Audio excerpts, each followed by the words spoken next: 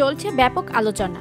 রাজনৈতিক দল থেকে সাধারণ শিক্ষার্থীরাও এটিকে ভবিষ্যৎ রাজনীতির একটি গুরুত্বপূর্ণ সূচক হিসেবে দেখছেন। এবার এই নির্বাচনের প্রসঙ্গে মত দিয়েছেন জনপ্রিয় অভিনেতা, উপস্থাপক, নির্মাতা শাহরিয়ার নাজিম জয়।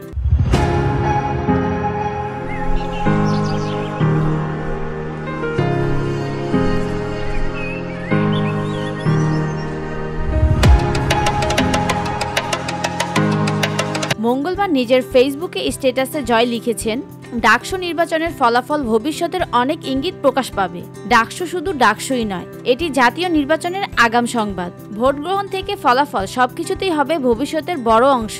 শুভকামনা। রাজনৈতিক বিশ্লেষকরা বলেছেন, দীর্ঘ সময় পর অনুষ্ঠিত এই ডাকসু নির্বাচনের ছাত্র রাজনীতির চিত্র বদলে দিতে পারে।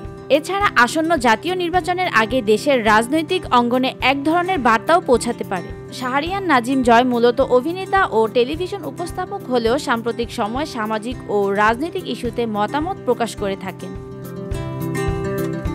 VOD Bangla news desk.